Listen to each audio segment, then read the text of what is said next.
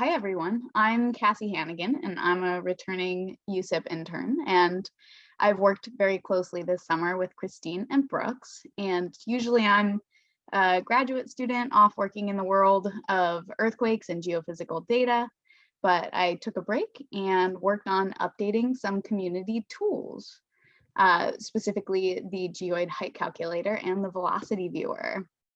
And I had a ton of help from Brooks, and we worked together to sort of get the Geoid height calculator up and running, and the velocity viewer still a work in progress. So just where I'm going with this presentation, just briefly, I'm going to go over the existing tools, why we care about them, and then I'll dive a little bit more into the Geoid height calculator, which is ready for feedback and ready to be used. And then I'll take a look behind the scenes of the Geoid height calculator, and we'll see the platform that they've actually been migrated to and what exactly goes on and what made these tools possible. So, and then I'll briefly show you what the velocity viewer looks like in a screenshot in its current state, to not raise too many new questions yet. And then I'll just sort of have a few concluding remarks. So, the existing tools, why should we update them? Well, they're both available on the UNAVCO website right now, and they're either outdated or have a little clunky, kind of difficult to use, and the velocity viewer has a few broken parts right now. So they just need a little bit of TLC. And they're both highly used according to the Google Web Analytics, and according to the ECE team, they've been calling for updates for quite some time. So that's finally coming to fruition. And now I kind of want to just take a break, and kind of as Becca sort of did, I'm going to talk a little bit about the Geoid before I actually go into the calculator, because that's not a term that sort of enters our everyday conversations for probably most of us on this call, maybe a few of you, I don't exactly know. But I'll just go through a quick scenario. So let's say you're a GIS analyst and you have to go out and do some field work. So you take your brand spanking new Aero Gold GNSS antenna and receiver, and you find your nearest high precision GPS station because you want to compare your coordinates with what UNAVCO has in their data services for the elevation data, because that's what you're going to be collecting. So you go out, you record your lat long elevation, you come back to the office, and you're like befuddled when you see, oh, hey, my elevation's off by like tens of meters. What's going on? So you chat with your colleague and they ask, well, what vertical datum are you using? And lo and behold, you had been referencing heights above the geoid, whereas the UNAVCO station solutions are heights above the ellipsoid. So the ellipsoid here is a simplified sort of oblate fat spheroid that typically you report elevations in, whereas the geoid is a slightly more complicated surface that approximates mean sea level. And it's based on gravity data. And there are a few assumptions that go into the calculations for the geoid, but there are some standard heights that we have available for those. So you can input latitude, longitude, and elevations, say in the WGS 84 reference system, and just sort of recompute the values for the geoid height. And that's what the old calculator does, of course. So over here on the left, we have the input for the old calculator. And then on the right, this is the new platform version of this calculator. And there were a few updates, such as the geoid model. So the old one ran on a 1996 model, the current one's 2008. I have read somewhere that the 2020 model might be coming out soon, who knows, maybe by 2022. And there are various grid spacing options. So this is a 5-degree grid, the other one was a 15. And there are options for cubic interpolation, so you can interpolate between the points to get different heights. And then you can upload either a CSV file with your latitude, longitude, and elevation, or you can just copy and paste your coordinates, submit, my bad, and get this map output with your points, good check on whether or not you put your lats and longs in properly. And they're color coded by whether or not that specific location is above at whether the geoid at that specific location is above or below your reference ellipsoid. And then this little table down here shows your geoid heights from the calculator and your orthometric heights, which are your heights above the geoid. And then you're able to save your output in a CSV format, and it'll give you a little README that tells you what your inputs were in the date, etc., when you got this information. So let's take a step back and look behind the scenes of this notebook a little bit and talk about what made it possible and some of what I got out of creating this calculator and some of the learning.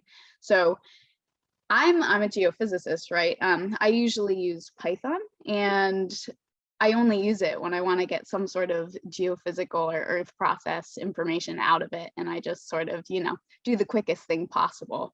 So taking a step toward more of the community engagement side of things, making these tools something that people can learn from was new for me. Also, observable notebooks are in JavaScript, which was entirely new for me at the beginning of the summer. And I worked closely with Brooks, and he was able to sort of get me up to speed and started on using these notebooks to create tools that were actually more useful than they were in their current state and sort of ready for end users. Likewise, Brooks didn't have quite the background in earth sciences that I do, so we were sort of able to work together, and I was able to bring my scientific knowledge to make it possible to put this up in pretty rapid time. Once all of the goals of the calculator were established, it went up in 1 or 2 weeks, which I found really neat. I had never worked in such close collaboration with somebody before. And just quickly about the platform. So these observable notebooks are pretty powerful for visualization. You can share the notebooks. There's a growing library of examples to learn from. And also the observable platform itself is evolving, but in a pretty useful way, not like in a, oh shoot, everything's breaking sort of way. And it's embeddable in websites. So if we just take a quick look here, it switched my screen for all of you, right? Okay, good. So this is it, not embedded in any website, but this is the scrollable version of this calculator. So you can see the input, output, just some overviews, links, a little bit of more of a description of what the geoid actually is, and some terms, how the geoid, the nitty gritty of how the geoid's actually calculated and the code origin, etc. And then down here, you can see that I'm actually importing code from other notebooks. So say, for example, we wanted to go back and find the function that actually computes the geoid heights. It's hosted in a companion notebook that Brooks has in his account.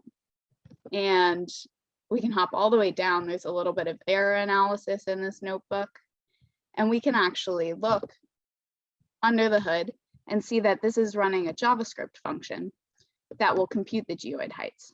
So that's just a brief look at what these notebooks sort of are. Now, if I'm able to switch back to my presentation. That's what the notebooks kind of look like, and shifting toward the GPS velocity viewer. So this is, like I said, a work in progress. There are a lot of little moving parts to it, and we're shifting to this different platform, and we're using an ArcGIS JavaScript API, which the documentations, it's basically like learning ArcGIS kind of under the hood, not in a GUI format, and kind of combining it with JavaScript. So it's still a work in progress. This is its current state, so it needs a little bit of work, but there are certain functions that we really want to make possible, like clicking on these GPS stations right now. You can get a little pop-up, station time series information, links to downloads, etc. Really, we just want to make sure that it has fully functioning parts, and we also want to make it faster and more user-friendly end product. And right now, it seems like that's going to be achievable with this. So I've sort of set up a lot of the data files and made sure everything is properly computed for plotting. And that's where I will kind of leave off. I'm going to keep working in this next week and have set Brooke up with a description of everything so that he can kind of take it and run with it. And I'll of course still be around to help as time allows. So now I'll just a few additional acknowledgements. So aside from Anika and Kelsey, of course, who made this a great summer and made these internships possible and hybrid, that's impressive, I would say. And of course to Brooks, who I worked very closely with. A huge shout out to the ECE team. So we got feedback on the geoid height calculator and some of the details of the explanations and making them more understandable from Scott, Lucia, and Courtney. So thank you. And I was able to go into the Boulder office for a few weeks, which was really interesting to see some people that I've only seen as floating heads, of course. So thanks to everyone who dropped by and said hi. And that's where I'll leave it off. I have a few links here on my final slide. I'm actually going to throw this notebook link in the chat so that we can receive feedback. I will receive feedback. Brooks is ready to receive feedback on this calculator, and hopefully we'll have the velocity viewer up and running soon. And if you're curious about the observable notebooks, they're kind of neat. They're a little bit like Jupyter notebooks, but JavaScript, of course, and they can run out of order and all sorts of weird things. But that's my presentation, so I'll take any questions if you have any. Thank you very much. All right. Fantastic job. So if you have any questions, you can raise your hand and mute yourself, excuse me, or you can type it in the chat.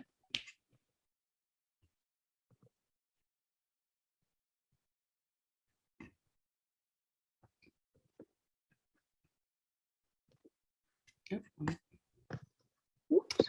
Oh, I heard someone else.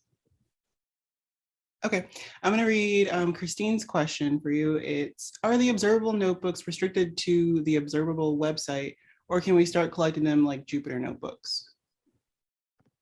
So they are restricted. Well, you can embed them in other websites, but they're restricted to the observable website. So they're all shareable. They're all actually published right now.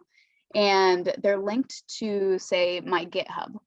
So they're very friendly with that sort of platform. But yeah, they're online. Does that answer, Christine?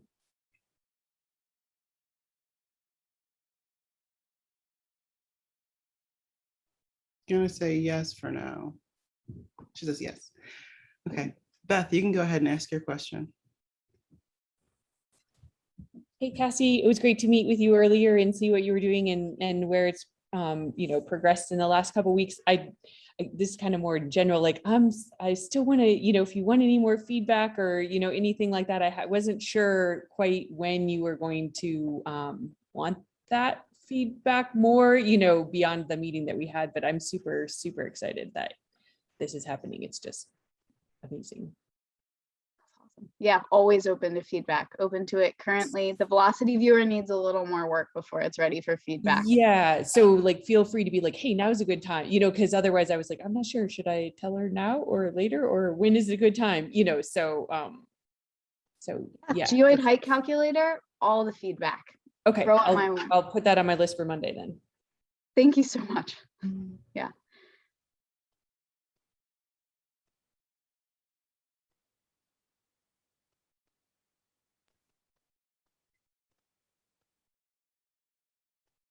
Okay, question. You said you want feedback. What kinds of feedback are you looking for? Like, how specific should we be? How general?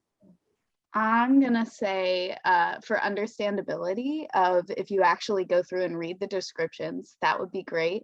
Usability. So whether or not you see this as something like, how long did it take you to figure it out? You don't want to use a tool if it takes you too long. You kind of want to know exactly what you're going to do as soon as you open it up, right?